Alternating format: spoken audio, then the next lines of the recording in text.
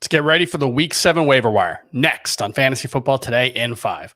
Welcome to FFT in 5. I'm Chris Towers, flying solo today, and we're going to talk about the Week 7 waiver wire. We got a lot of injury news to catch up on, but first, let's recap Monday Night Football real quick. And like, there were 37 combined points in this one. If you were hoping that this was going to be, one of the rare high-scoring games in Week 6, unfortunately, that was not the case. 37 combined points between the Chargers and Cowboys, which officially means that this was the lowest scoring week in the NFL since Week 8 of the 2007 season.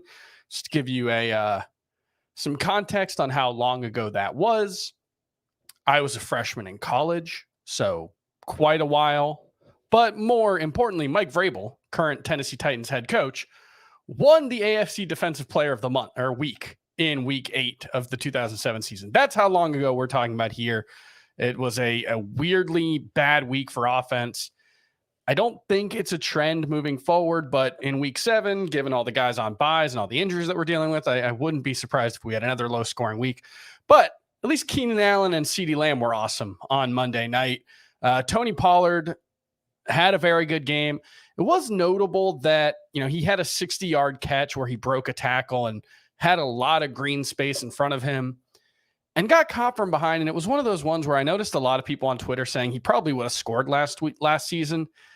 And it's hard to argue with it. He hasn't looked quite as explosive, coming back from ankle surgery, put on some weight to be able to deal with being a lead back. Maybe he's had to trade some of that explosiveness, but the big plays just haven't been there this season. It's a fair point when talking about Tony Pollard, but I still think he's one of the 5 or 6 best running backs in fantasy moving forward.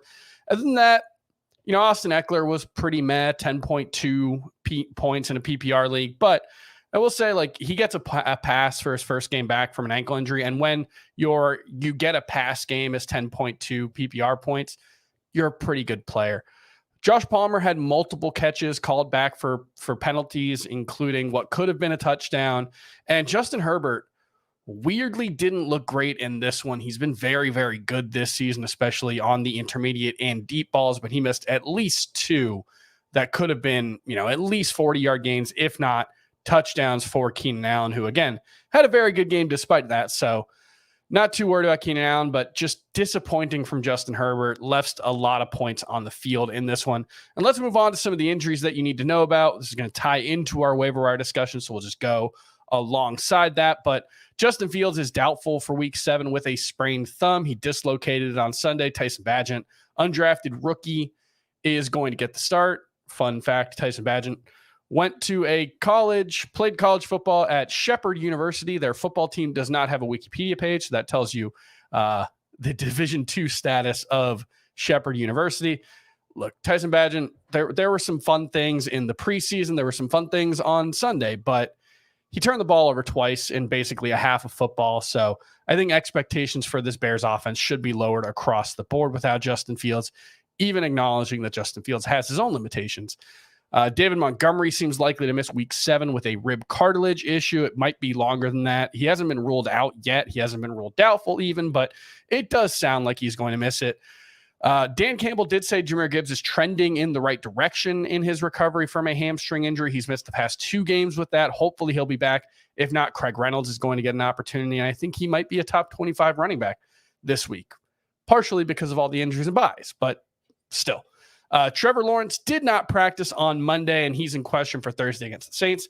Again, doesn't sound like a long-term injury, but that short turnaround to Thursday Night Football just makes it really difficult. So we could see C.J. Beathard out there for the Jaguars. That's a downgrade for everyone on offense, although Travis Etienne could just see a ton of volume, and maybe Tank Bigsby sees a couple of extra opportunities as well.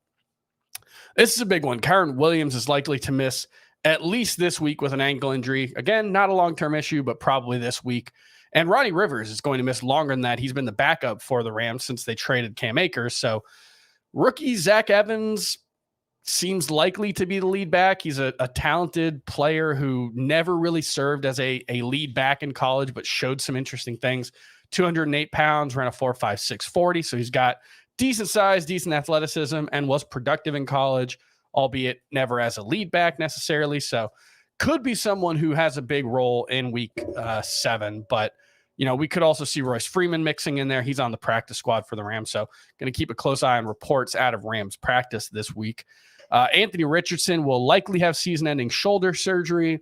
That's frustrating, but seems like the writing was on the wall over the last week or so with that injury.